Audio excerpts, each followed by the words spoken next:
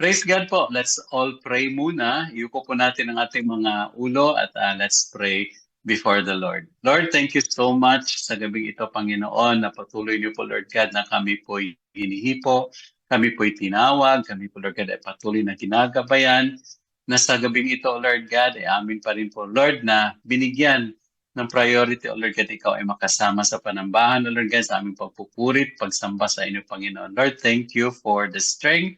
Thank you, Lord God, for the desire to even grow more, the desire, Lord God, to hear your voice always, O Lord, at ang matuto pa, Panginoon, sa inyo pong dapat na ituro sa aming lahat, O Lord God. Pawang mga uhaw ang puso namin, Panginoon, para ikaw ay amin pong marinig at ikaw po, Lord God, ay amin pong makasama. Kaya Lord, Panginoon, sa gabing ito, ikaw po manguna sa amin. Ikaw po, Lord God, ang mag-prepare sa aming mga isipan, sa mga puso namin, Panginoon, sa maririnig po namin.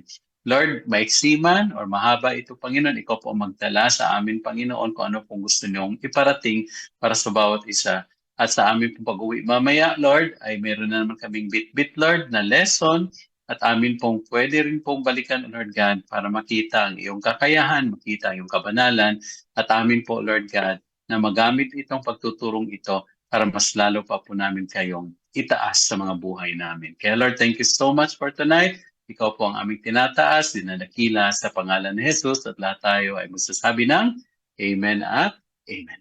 Amen. Praise God. Palakpakan natin si Lord. Praise the Lord. So, isi-share ko na po yung ating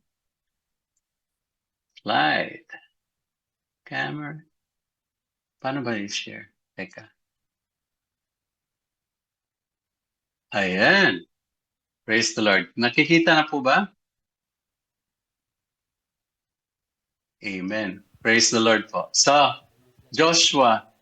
So, Joshua, book of Joshua is really a very, challenging or sabi natin na steering po na sabihin natin na history no ng pagbibigay ng Panginoon ng katuparan sa kanyang promises no to the Israelites. Alam naman po natin na sa pagdadala ni Moses no after he reigned, no Joshua came after Moses no nagpapatuloy po sa misyon ni Moses. No kagaya ng promise ng Panginoon that they are going to inherit the promised land, ito po ang mga pangyayaring nagaganap sa pamamahala ni Joshua. Of course, the very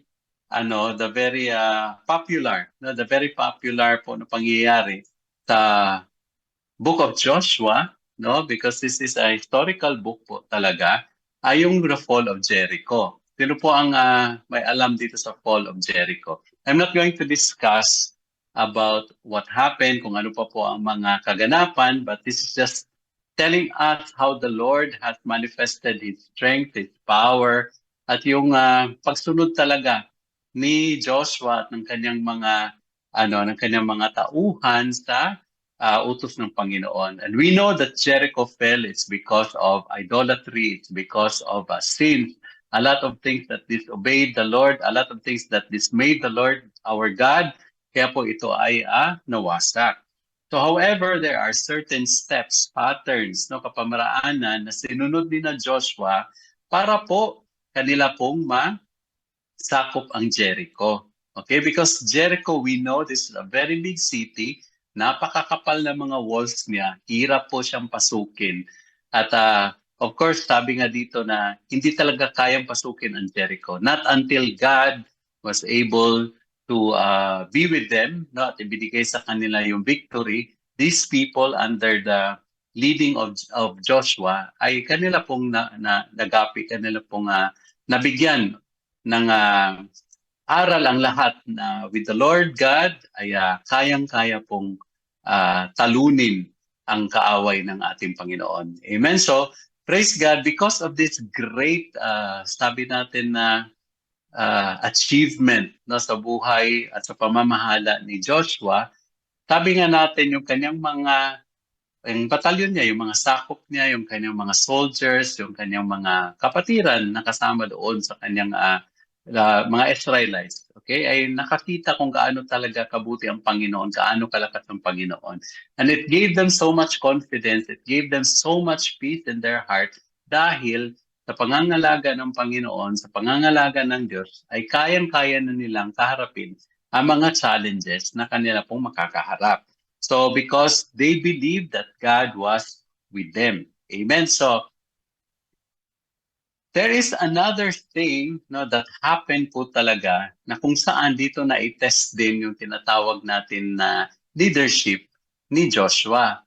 Of course, it involves a lot of things po talaga, no? At titignan po natin dito kung ano po talagang nangyari dito sa kaganapan na ito. It immediately followed Joshua chapter 6, which is chapter 7, kung saan sa chapter 6 it was discussed about the fall of Jericho. Dito naman sa Joshua chapter 7, very ironical, dahil it is the defeat at Ai. So very ironical, why? Sabi ko nga na napakalaking challenge ang kinaharap nila sa chapter 6, okay, sa Joshua 6, pero nakaya nilang talunin, nakaya nilang i-conquer, no, yung challenge na yun with the help of God. But dito sa Joshua chapter 7, sabi nga natin, that if you are going to go into what is AI, okay, or the land of AI or the city of AI, hindi po ito maikukumpara sa Jericho because Jericho is so vast, it's so massive, no, at talaga pong kayang-kaya sanang talunin ni Joshua. So let us try to check. All right. Now we know this that in the promise of our Lord God na ibibigay sa kanila yung kanilang yung inheritance, no, the promised land. So these Israelites no wandered in the wilderness. At ito pong mga pangyayaring ito ay makikita natin or natin, no, yung time frame niya, yung timeline niya is within 1490 to 1450 BC. Okay? At itong Joshua chapter 7, yung kaganapan na ito, is approximately or estimated it happened during the 1450th BC or before Christ. So, ano ba ito? No, where it is? No, what happened? No, Joshua centers around the city of Ai. Kasi nga, ibibigay talaga ng Panginoon yung tinatawag na promise. Okay? The promised land. However, hindi lang ibibigay, kundi they have to move on and conquer the land. Yung pagbibigay na yon, sasabihin na sa'yo na yan, sa inyo na yan, pero you have to go there and conquer the land. Kung ano man ang gagawin ninyo, I will be there. No, I will be with you to be able to lead you at saka ibigay sa inyo yung victory. So mapapasa inyo yung tinatawag na lupain na ito. Okay? So because I have promised that to you, then that would be yours. So sa inyo na yan. Okay? Pero kailangan nilang puntahan, kailangan nilang i-conquer. Kasi meron din mga nakatira doon at yun ay dapat na paalisin because sabi nga, ibinigay na ito para sa kanila, para sa Israelites. So AI is being described as being near to Bethaven or east of Bethel. So tignan po natin. So ito po yung AI, ito yung Jericho. Okay, sa mapa natin. Medyo malapit siya pero kung atin pong bigyan ng konting yung zoom, ito po siya. Okay? So this is AI. Sobrang liit. Ito yung Bethel or the Beth Haven po which is east to Bethel is the AI. Ang Jericho andito. So Jericho is bigger. So kailangan pa nilang lumakad para imbestigahan ang AI. Now, it started that the story of Jericho in chapter 7 said dahil nga kanila pong nagapi na conquer nila yung Jericho, sabi, okay, let's move on. Tignan natin yung bayan ng AI. Okay? So, nagpadala ng spy doon si Joshua to check on AI kung kaya ba nilang lipunin ito. So of course, nagpunta doon yung mga spy bumalik. At anong sinabi kay Joshua kasi nagbigay ng report nagbigay ito ng I'm paraphrasing everything the story of it. Hindi ko na babasahin, basahin na lang natin yung buong istorya sa Bible. Sa ngayon ay paraphrase ko lang para hindi na masayang ang oras. Amen. Anyway, we are going to go through the verses po by the lesson that we are going to preach tonight. Amen. So sabi ko nga, nag-report yung mga spies, maliit lang tong AI na ito, kayang-kaya yan. Huwag mo nang ipadala lahat ng mga soldiers natin, yung mga sundalo natin, kundi magpadala ka lang ng konti. Wala yan. Sobrang liit lang yan. Chicken yan. Ganon ang sinasabi. So wala. We are not going to make so much effort in conquering the land. It's because it is not comparable to Jericho. Na ang Jericho may matataas na walls, makakapal na walls. Ito naman, Wala, hindi siya ganun kakapal, hindi ganun kataas. So, nothing, we can conquer this land. However, nung pinuntahan nila, sabi nga, yun ang sabi ng mga spies kay Joshua. At ginawa nga ni Joshua, nagpadala lang siya ng mga kaunting mga sundalo doon. How many soldiers po? So how many mga sundalo? Kundi nagpadala lang ng 3,000 na mga sundalo. Amen. So, dahil nga sa kanilang naramdaman at sa kanila pong paniniwala na palaging nandyan ang Diyos sa kanila, umabante sila. Not knowing na sila pala ang nabigla. When they started to invade AI with the 3,000 soldiers, sila pa ang natalo nito. Hanggang sa sila pa ang inusig nito, sila pa ay sinugod nito hanggat bumalik sila. And because of that invasion na ginawa ng mga soldiers, ng mga kawal ni Joshua towards AI, they lost 36 lives, Israelites or mga sundalo because of that unprepared war. Okay? Because of that unprepared war. They underestimated the AI. They underestimated AI. So ang nangyari, they lost 36 soldiers or Israelites because of that war. Now ngayon, ano nangyari? Bumalik sila doon sa kampo nila ni Joshua. At nag-report na ganito nga ang nangyari, and they were all dismayed. Joshua was even very, very dismayed.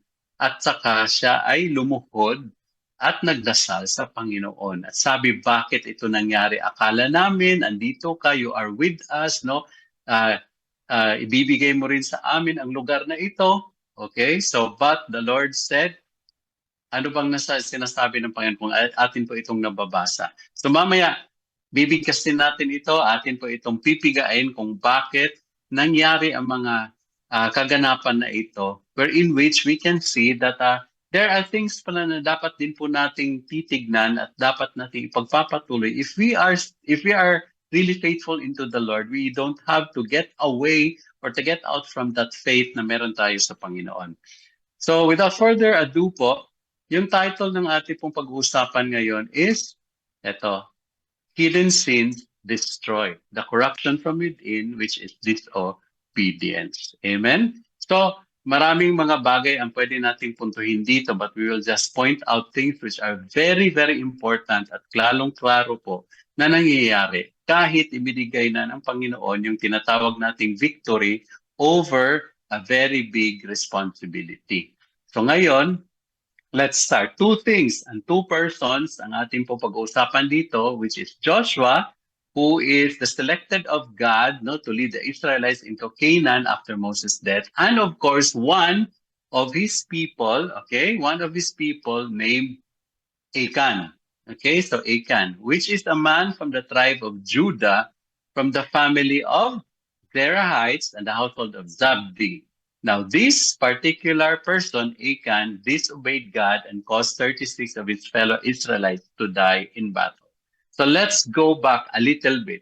Nung nagapi nila at kanilang nakonquer ang Jericho, isa sa mga sinabi ng ating Diyos sa kanila ay talagang sabihin natin, i-destroy. I-destroy ang lahat ng mga nandun sa Jericho. Except po doon po sa pamilya ni Rahab, di po ba? Sila lang po ang talagang binigyan ng pagkakataon ng Panginoon na maisalba. But the rest of it, kahit ano pa mang makikita mo sa loob ng Jericho, these were accursed by the Lord. And it is meant to be destroyed. It is meant to be for the Lord only. So hindi pwedeng kuhanin, hindi pwedeng itabi, hindi pwedeng pangalagaan or whatever, but all of this must have to be destroyed for the Lord.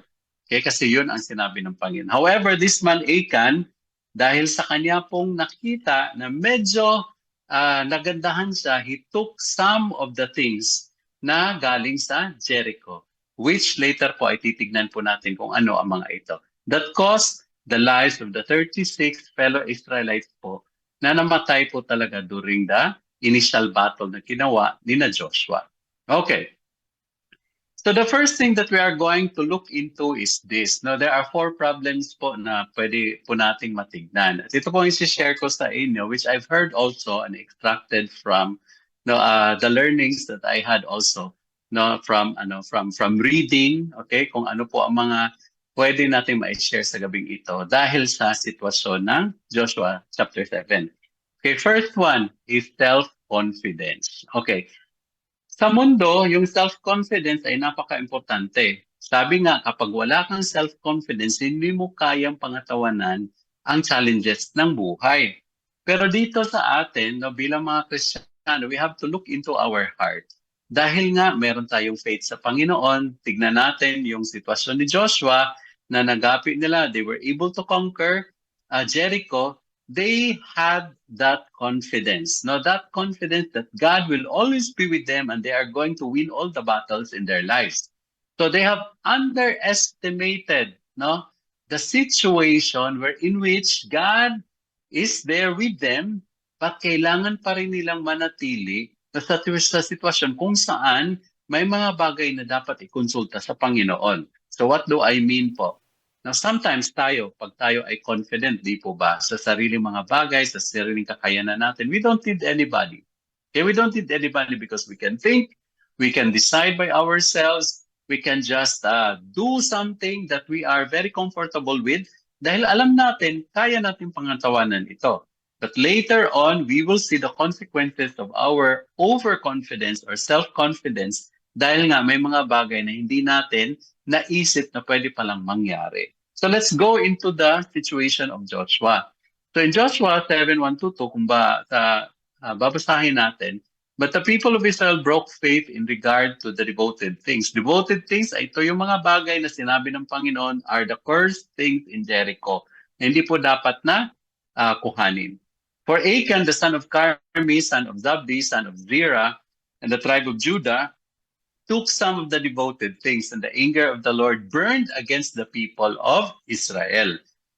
Nalaman ba nila, Joshua, na si Achan ay may kinuha at that particular time? No, at that particular time, hindi.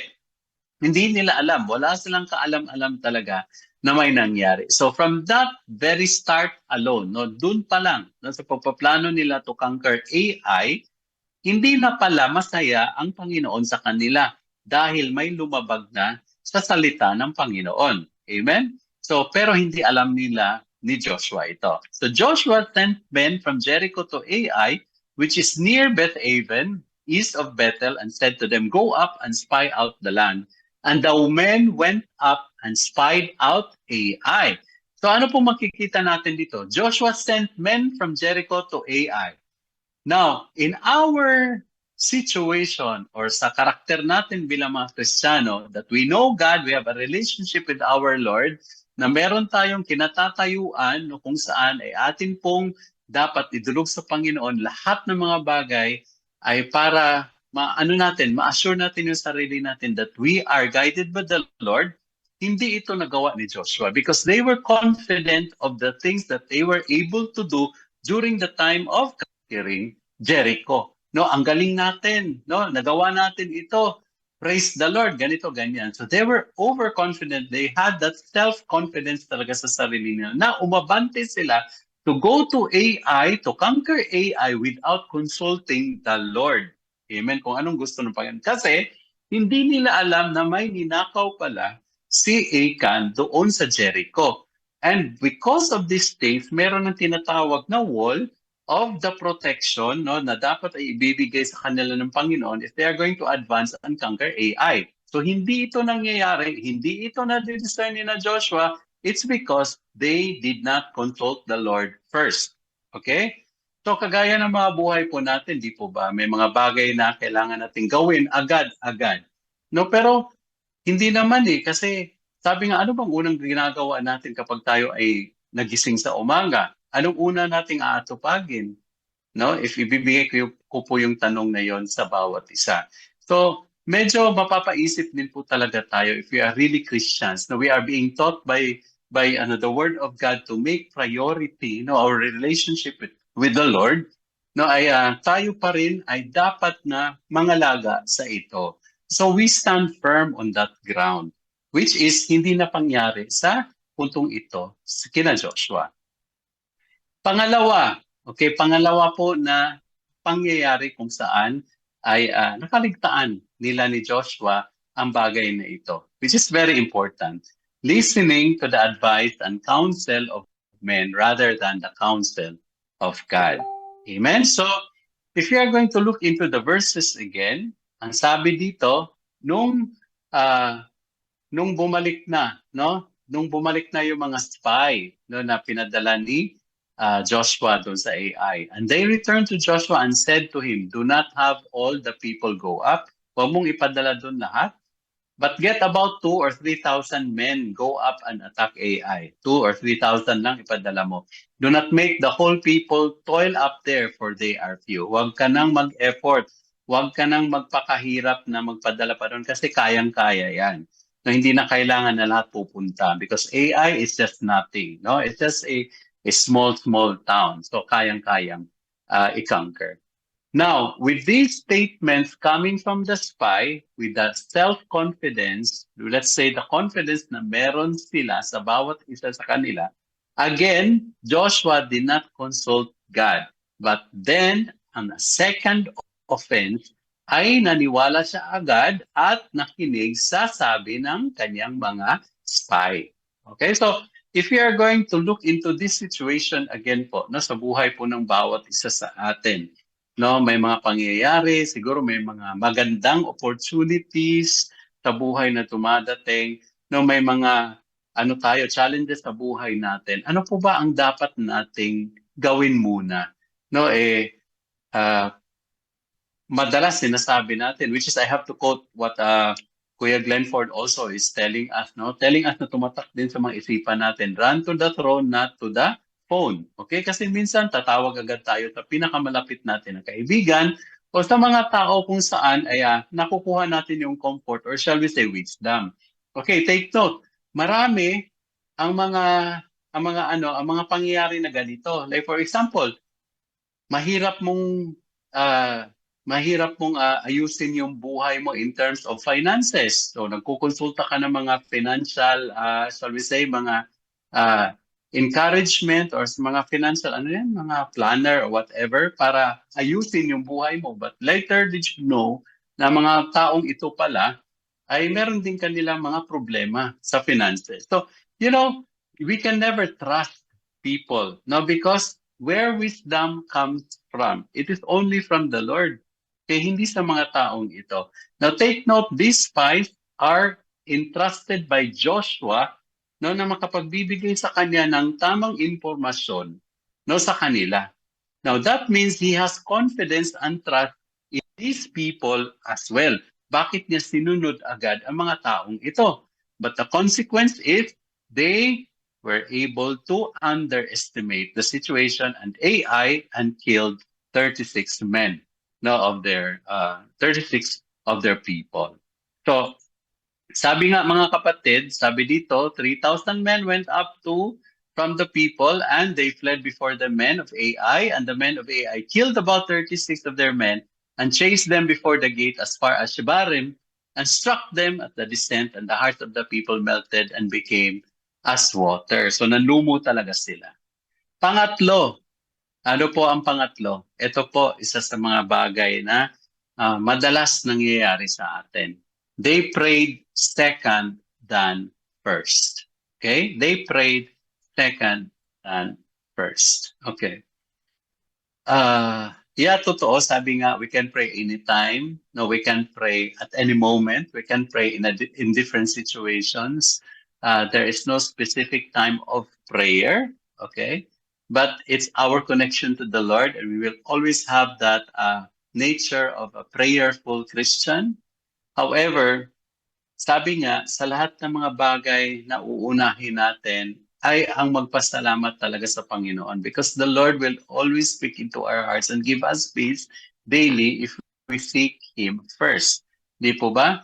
Ano po ba yung Matthew? Ano po bang version? So sa Matthew, di po ba? So sabi, seek ye first the kingdom of God. So, and the rest will be added, di ba? So, dapat nating panghawakan ang salita ng Panginoon. And we are not going to set this aside. It's because they are true. Okay, sinasabi ito ng ating Panginoon, it's because tutuparin niya ang kanyang mga pangako sa atin. So what happened with Joshua? They prayed second than first. Bakit? Ano nangyari? Joshua tore his clothes and fell to the earth on his face before the ark of the Lord until the evening. And he and the elders of Israel, and they put dust on their heads. And Joshua said, Alas, O Lord God, why have you brought these people over the Jordan at all to give us into the hands of the Amorites, to destroy us? Would that we had been content to dwell beyond the Jordan? O Lord, what can I say when Israel has turned their backs before their enemies? For the Canaanites and all the inhabitants of the land will hear of it and will surround us and cut off our name from the earth. And what will you do for your great name? So kanya pang isinama ang Panginoon. Anong gagawin mo sa pangalan mo? Na ano kami? No, we lose this battle. It's a shame, no? For you. It's because nalaman nila that we have conquered Jericho, but at this time, the little town or the little city of Ai ay natalo tayo. What is this? Then everybody will not, parang hindi na titingala sa atin. No, wala nang maniniwala sa atin. Ganon. Or sa amin. Ganon. So, now all of these things, Joshua consulted the Lord. Bakit ngayon pa lang? Bakit ngayon palang ginawa ni Joshua yung panalangin na ito, wherein which meron na nangyaring mga bagay-bagay. Kung saan meron nang namatay, meron na nasaktan, meron na nangyaring maling mga decisions. Now, if you are going to look into this in a whole structure, no, para bang ipinakita lang din sa atin ng Panginoon yung totoong buhay na meron tayo. Saka lang tayo luluhod sa Diyos kapag tayo ay nakaranas na ng mga bagay na hindi na natin kayang panindigan. Now, sometimes, why do we need to have things that can give us pain, things that can actually put us into danger, no, bago tayo lumuhod sa Diyos? Di po ba? Bago natin na unahin ang panalangin, no, bago natin talaga bigyan ng kahalagahan yung presensya ng Panginoon sa buhay natin. Now, look at this. No, when we are in the lack of situation, in the lack of finances, in the lack of needs, lahat ng mga bagay na kulang sa atin, nakatingala tayo sa taas. Kapag ibinigay na ng Panginoon lahat ng mga pangangailangan natin, tayo ay nakayuko na. Ibig sabihin, hindi na natin nakikita ang kahalagahan ng Panginoon. So because we are now looking into ourselves, our focus would now be ourselves. Dahil may mga bagay tayong ginagawa na nabibisi na tayo. And we forgot that all these things come from the Lord. Okay? So, let's not wait for that situation kagaya ni Joshua na meron pang masaktan, na meron pang mga tinatawag na consequences. Okay? And take note pa rin po, isang bagay na hindi pa rin niya na nabigyan ng hint lang talaga na meron pang isang bagay na nangyari na walang-wala siyang alam, which was the involvement of Achan. However, with this third thing na sabi nga, when we pray, we have to do it first, not second. Kasi sa Matthew 6:33, yung sinabi ko nga, seek ye first the kingdom of God and His righteousness, and all these things shall be added unto you. What more can we ask for? Kasi alam naman natin ang Panginoon ay totoo. If we believe that our Lord Jesus Christ is a great provider, then bakit pa tayo mag-aalinlangan? Of course, dadaan po din po tayo sa mga bagay kung saan po ay natitest din po tayo. No, these things are given or are allowed for us to really come closer to the Lord. Hindi sa lumayo tayo, magkaroon ng ibang damdamin, but we have to come closer to God. Take note, ang nangyari kay Joshua, no? Ito, 36 people already died. Okay? Many people were nasaktan. Okay? At ngayon ay nagda-doubt na siya, bakit wala ka sa amin? Now, the very painful part is hindi naman doon sa namatay, hindi naman doon sa mga nawala, hindi naman doon sa mga bagay kung saan ay sabihin natin yung dignidad nila ay naapektuhan because they were defeated by a small city of Ai. But this is the most painful thing na naramdaman nila Joshua at that time. Bakit wala ka doon? Asan ka? Parang naglaho ka, Lord. Hinayaan mo kami. Okay? So, this is the thing that we have to really look into. Na minsan, sabi nga natin, may mga bagay tayong ginagawa, parang hindi natin nararamdaman na nandyan ang Diyos. tignan natin yung mga ginagawa natin, tignan natin mga kapamaraanan natin, yung buhay natin, kagaya ng sinabi kanina or kinanta natin na siya sa atin mo, Jesus, ang puso ko, there might be things in us that block the way or the blessing of the Lord or the guidance of the Lord, the presence of the Lord, para maramdaman po natin ang ating Diyos. Amen? So, sabi dito sa Joshua 7:10-11, the Lord said to Joshua, dito na po, ipinahayag ng Panginoon yung totoong pangyayari kung bakit hindi nila naramdaman ang Panginoon sa kanilang mga ginagawa, lalo na sa paglusob nila sa AI. The Lord said to Joshua, get up, why have you fallen on your face? Bakit ka dyan nakayuko? Bakit ka dyan nakalood? No, tumayo ka. No, Israel has sinned. Parang it struck Joshua, Israel has sinned. Bakit? They have transgressed my covenant that I commanded them. They have taken some of the devoted things, they have stolen and lied and put them among their own belongings. So dito na sinabi ng Panginoon kung bakit, ano ang rason. Siguro when Joshua have heard this from God, masasabi na sa sarili na talaga, wala akong alam. Nagugulat ako dito, Panginoon. Pasensya na, Lord. Hindi ko alam ito. Why?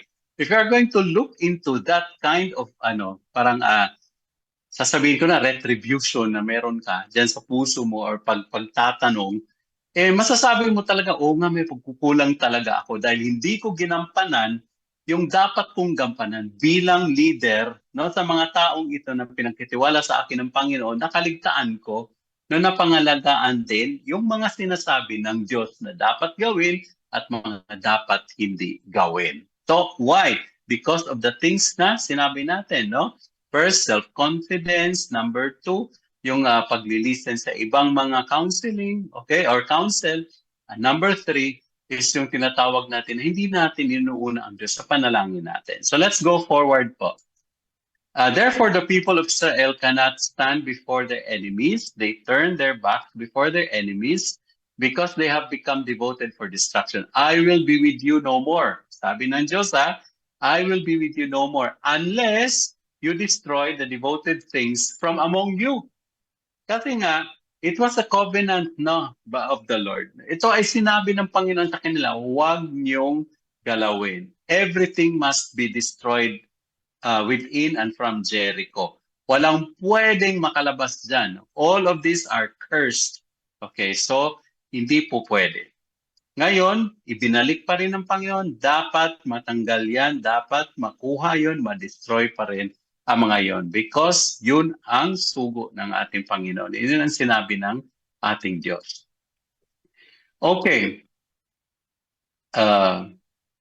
In 13, get up, consecrate the people and say, consecrate yourselves for tomorrow, for thus says the Lord God of Israel. There are devoted things in your midst, O Israel. You cannot stand before your enemies until you take away the devoted things from among you. So this is now a warning given by God to them na hindi kayo mananalo sa lahat ng battles ninyo kapag andyan pa yan at hindi nyo na-retrieve ito at inyong dinestroy. Okay? At inyo pong tanggalin talaga. So, naging isipan na ito ni Joshua na sino kaya ang kumuha nito. Okay? And the Lord will teach him actually kung paano makikita at mahanap ang tao na kumuha nga ng mga bagay-bagay from Jericho. But what are devoted things? Sabi, accursed, under the ban, destroyed, dedicated things to the Lord. So if you're going to look into the transliteration, dito po natin narinig na natin itong word na ito, haram. Okay? Haram. Okay? So this is from that particular situation din, no? So, ginamit po natin yung ating tong mga references po natin para makita at maintindihan kung ano ang mga bagay na ito na dapat din nating malaman. Okay? So, as we have been taught how to check onto transliterations, sa mga etymology, alright, mga meaning na ito, these things can really help us understand even better. Alright. In verse 14, sabi, in the morning, ito na yung sinabi ng Diyos kung paano mo mahanap yung tao na yun. Hindi niya agad sinabi kung sino kasi gusto niya na makita yung talagang yung liderato ni Joshua. Okay, na talagang he would have identified the person by discernment, no, and really understanding the guidance of the Lord for him to identify that person. In the morning, therefore, you shall be brought near by your tribes. Okay? And the tribe that the Lord takes by lot shall come near by clans. And the clan that the Lord takes shall come near by household. And the household that the Lord takes shall come near man by man. So, and he who is taken with the devoted thing shall be burned with fire, he and all that he has, because he has transgressed the covenant of the Lord, and because he has done an outrageous thing in Israel. So nakita po natin yung instruction ng Panginoon kung paano isa-isahin, no, ang mga clans, no, ang households, until to the individual to be able to identify kung sino ang kumuha. Pero ang masakit dito at masaklap is merong consequence talaga. Okay? The consequence is he will be burned. Okay? He will be burned because he has caused transgression, no, in the covenant of the Lord. No? So, and of course, yung sinabi nga natin na pahamak ang buong Israel dahil sa kanyang ginawa. All right. So the process of elimination was used during this time, no, pa isa-isa. So makikita din po natin when there are things na nangyayari sa mga buhay po natin, maging sa mga grupo, sa panambahan, kahit saan man, to be able to identify the problem, we do the process of elimination. So mga bagay kung saan nakikita natin mga problema, isa-isahan natin hanggang we will be able to identify the root cause of the problem. Then when we have that problem, we deal with the problem according to its existence and effect. Okay po? So, process of elimination. So, tuloy po tayo. So, Joshua rose early in the morning, kagaya ng sinabi ng Panginoon, no? And brought Israel near tribe by tribe. Tribe of Judah was taken, the tribe of, and he brought near the clans of Judah, the clan of Zerahites, okay, and then the clan of Zabdi, okay? So, man by man, and Zabdi was taken. So, inisa-isa talaga. Clan by clan, household by household, then man by man. So, makikita natin dito at the back of our thoughts, no? Kung talagang titignan natin yung sitwasyon, nung ginawa na ito ni Joshua, ano kayang pakiramdam ni Achan? Anong pakiramdam ni Achan? Hindi naman nila tutukoy, wala namang may alam, no? Hindi naman nila ako ma-identify. So, no one would know. Tsaka pag tanungin ako, hindi ko rin sasabihin. Okay? So, but the Lord is full of wisdom, and because of the ginawa ni Joshua na nag-submit kay Lord, I know, we believe that the Lord will guide him to identify this person. Okay, household by household po. And Achan, dumating na sila kay Achan, the son of Carmi, son of Zabdi, son of Zerah, and the tribe of Judah was taken.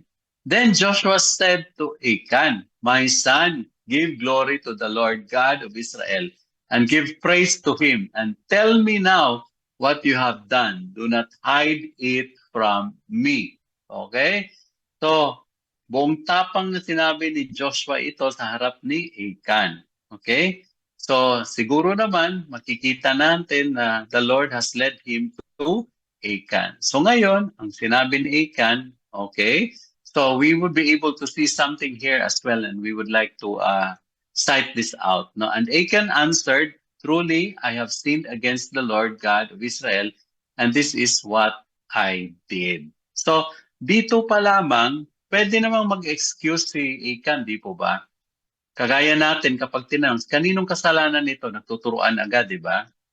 Kaninong gawain ito? Walang magsasalita, di ba? Sinong may kasalanan dito? Iba-iba ang storya na ibibigay natin para lang makawala, no, sa katotohanan. Yan ang palaging nangyayari sa totoong buhay. But you know what? With Achan as well, knowing the consequence that he will bear, no? Hindi ko maintindihan bakit ginawa pa rin niya ito. Na diretsahang sinagot niya si Joshua. Hindi na siya naghanap ng excuse, hindi na niya justify yung sarili niya, Hindi na niya parang, wala namang epekto ito, ganito, ganyan. Wala. No, but directly, he told Joshua. So, sabi niya, when I saw among the spoil a beautiful cloak from Shinar and 200 shekels of silver and a bar of gold weighing 50 shekels, I coveted them and took them. And see, they are hidden in the earth inside my tent with the silver underneath. So, eto mga kapatid, isa na namang pala isipan. Si Achan lang ba ang may alam sa kanyang ginawa? Mapapaisip ka eh. Kasi with the statement, they are hidden in the earth inside my tent. Sino bang nakatira sa tent niya? Yung family niya. Di po ba? And of course, because of this situation, makikita natin na yung family niya may alam din pala. Okay, may alam. Now, the course of the situation would also give us another thought na ginawa ito ni Achan, okay? Of course, merong madadamay dito. No, merong madadamay dito. At diyan, makikita natin na madadamay yung kanyang pamilya. Alright. Now, napaisip lang ako kasi sinabi niya na-attract siya sa beautiful cloak, yung cloak ba, no? Na magandang robe, cloak. Okay, then pera at saka gold. So, this has been I've searched it, I've researched it. At sabi nila, meron din itong parang kahawig which happened from the very beginning, which is the fall of man. Adam and Eve. No, Eve was deceived by Satan, no, and gave this fruit, di po ba? At dahil sa ganda ng bunga na ito, ng prutas na ito, na masarap siyang kainin, it looks very nice, no, it looks very wonderful to eat, ay kanyang ginawa. It's the same thing with Achan. Now, what is the lesson that we can get in here?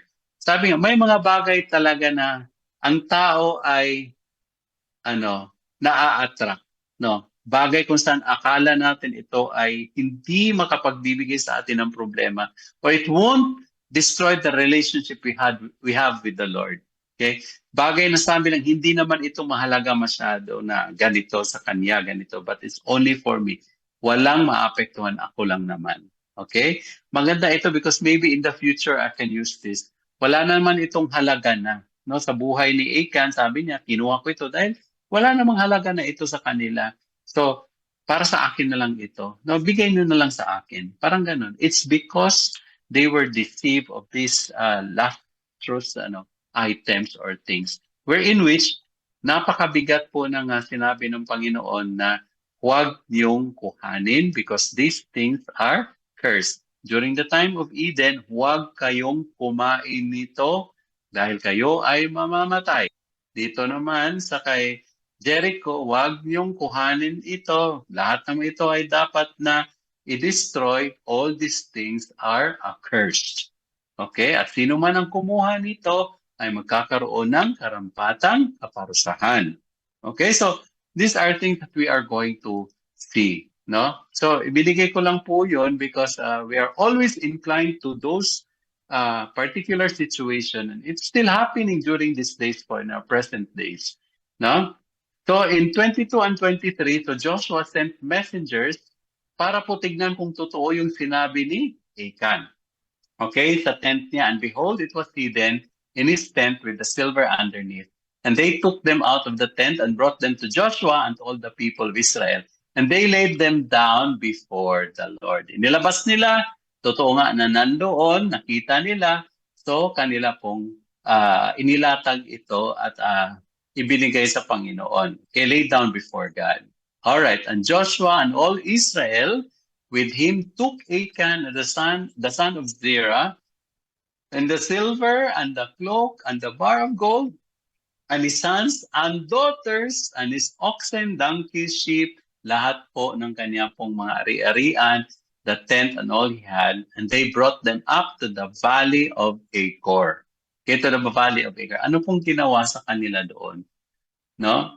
Sometimes sa mga bagay na alam naman natin na may consequences because nagbabasa tayo ng Biblia. We have been hearing a lot of sermons and preachings and teachings. Pero ano ba ang halaga nito? Paano natin ito pinanghahawakan?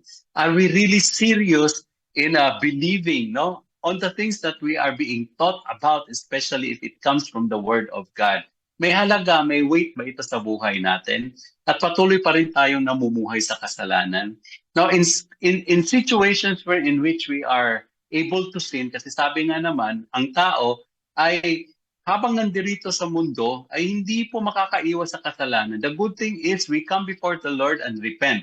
No, we come before the Lord and ask for forgiveness. No, at patuloy tayong mamuhay na may kabanalan. However, hindi natin maisasantabi yung consequences ng sin. But this is a direct offense na ginawa po ni Achan sa command ng Panginoon, which is a covenant, no? A covenant na hindi dapat po na baliin, hindi dapat na i-disregard or i-disobey nila, no? So, kaya po ito po nangyari sa buhay ni Achan at kanyang pamilya at mga ari-arian. The consequences of what he has done, dahil lang naakit siya doon sa mga bagay na iyon, sabihin nga natin, worth it ba ang nangyari, at ngayon ay they will be punished, no, very severely punished, because ano po ang sinabi sa word ng Lord? And Joshua said, "Why did you trouble on us?" Okay, sabi pa ni Joshua, "The Lord brings trouble on you today." Dahil alam naman nilang lahat na kung sino ang kukuha doon sa mga accursed things, no, na ibinana ng Panginoon, ay talagang magkakaroon ng consequences. And all Israel, itong ginawa sa kanila, stoned him with stones. They burned them with fire and stoned them with stones. So in verse 26 po, sa pagtatapos ng Joshua 7, sabi dito, "And they raised over him a great heap of stones that remains to this day." So at ang lugar na yon ay tinawag na the Valley of Acre. So, since sabi ng Panginoon kay Joshua, tanggalin niyo ang mga bagay na ito, kinuha from Jericho, ano na ang ibinigay ng Lord? No, the mercy of God has been restored.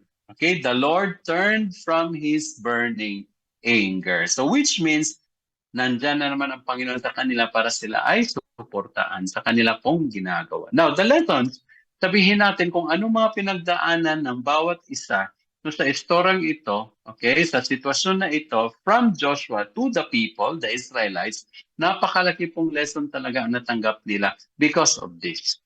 Now, by one sort of disobedience, or sabi nga natin, naakit tayo sa mga maling bagay na hindi tayo sumunod, meron din pong kaakibat na kaparusahan. So, we are being brought to things, no? We are being brought to things wherein which kapag tayo pala ay sumunod sa Diyos, okay, if you are going to read more to chapter 8, okay, Joshua was able to destroy the city of Ai. Okay?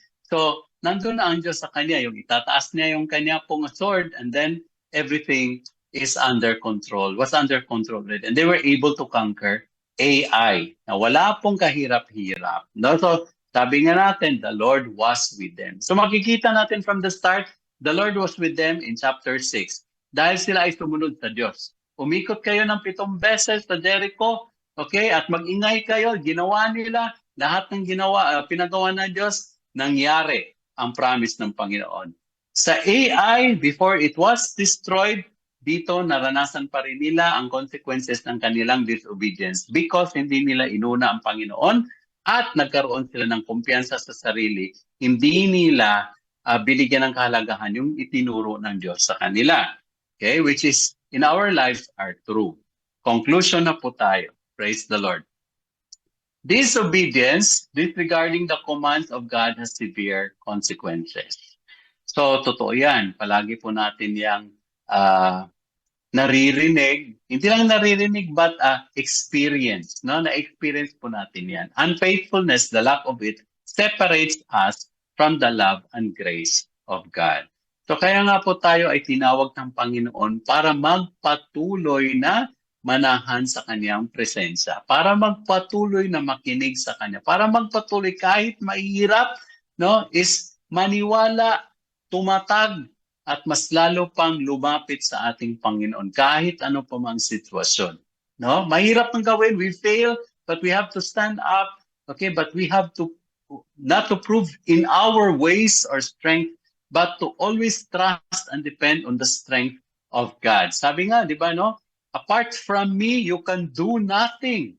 Okay, apart from me, you can do nothing. Okay? Ironically, may sinabi din, nagbisaya tuloy ako, may sinabi din na sa Biblia no, that our God is our strength, no? So siya ang pinagmulan ng ating kalakasan din po. So praise God po sa lahat ng mga bagay na ating pong nararanasan. We know that the Lord will always be there for us to strengthen us. God is the strength of my heart. Okay? And it's the disobedience, it's the unfaithfulness that separates us from God. Okay? The sins that we have committed separate us from God. So ito, our strength and wisdom come from the Lord. So ito yung application for us to be victorious in our lives. Just very simple things to remind us. Now, our strength and wisdom come from the Lord. Seek the counsel of God rather than men. Always pray first to God, and there is no such thing as hidden sins. No, so hindi po natin maitatago yung lahat ng mga bagay na akala natin ay hindi alam ng Panginoon. Now, the Lord will be able to reveal all of these things. Why? Dahil mahal tayo ng Diyos, hindi tayo pinapahiya ng Panginoon. Kung matigas ang ulo natin, gagawin niya yon. But the purpose is to let you come to Him again, no? To repent and to come back to the Lord. No, hindi para ipahiya tayo ng per se lamang. It's because the Lord wants us to humble down before Him, no, and admit. Because promise naman ng Panginoon, if we repent, we confess our sins, there He is ready to forgive all of us. Kaso nga lang, meron tayong mga responsibilidad na dapat gampanan, kagaya ng mga command ng Panginoon, may mga do's and don'ts. Now, with the prophets, with the people in the Old Testament and the New Testament, lahat sila na sumunod sa Diyos, may mga sitwasyon din na kanila pong nadismaya ang Panginoon. Pero ang ginawa nila, bumalik sila sa Diyos, nag-repent, humingi ng kapatawaran. Kaya sila ay tanggap ulit ng Panginoon. So at nagpapatuloy yung mission nila with the guidance of our Lord. Kaya at yun po ay patunay lamang na hanggang ngayon, totoo ang Diyos sa kaniyang mga pangako. So God's judgment and mercy, ito po ang makikita po talaga natin dito sa story na ito. Now, basahin ko lang. While Adam's sin brought death upon all men, and Achan's sin brought death in his time, the death of Jesus Christ has brought life to innumerable men, all of whom are guilty, but whose guilt has been washed away in the blood of the Lamb. So yun po talaga, wala po tayong ibang pag-asa at ibang pupuntahan o iba talagang pagkukuhanan ng kalakasan, no, ng ating kaligtasan kundi sa ating Panginoong Jesus. So God has shown to us His judgment in which naranasan ni na Joshua yung success na meron, pero yung judgment is when may nangyari, may kinuha, may nag-disobey, there was the judgment, may namatay, okay, may mga nasaktan. However, because God still cares for us, okay, at mahal tayo ng Diyos, sinabihan pa Joshua na merong kumuha, dapat malaman mo ito, at dapat tanggalin ang mga bagay na ito para manumbalik muli ang aking presensya sa inyo. Okay, so, and the mercy of God was restored when everything was, removed from the Israelites, yung mga bagay na kinuha ni Achan, at nanumbalik ang mercy ng Panginoon sa kanila, which led them to conquer Ai. Okay, so, yun po ang huling slide natin at masasabi po natin na sa gabing ito, God has reminded us to always look into two things. God is a judge, but God has all the mercy for us. He is both. Hindi po pwede itong tanggalin sa buhay or katauhan ng ating Diyos. But pwede tayong mamili sa katauhan na ito kung ano ang mananaig sa buhay natin. Yung palagi ba tayong i-judge ng Panginoon at bibigyan ng karampatang kaparusahan dahil sa patuloy natin na pagkakasala? Or pangalawa, ay yung tanggapin yung mercy ng Panginoon dahil sa ating pagkapapakumbaba at patuloy na pagtanggap na tayo ay makasalanan and we can never, never, never be victorious without the blood of the Lamb, without Jesus Christ in our lives. Na sa gabing ito mga kapatid, na let us try to understand that God wants to embrace all of us, wants to give us victory in our lives. But may warning siya, don't be enticed or deceived by things that will separate us from the love and the presence of God. Dahil lahat yan, lagana po sa kapaligiran.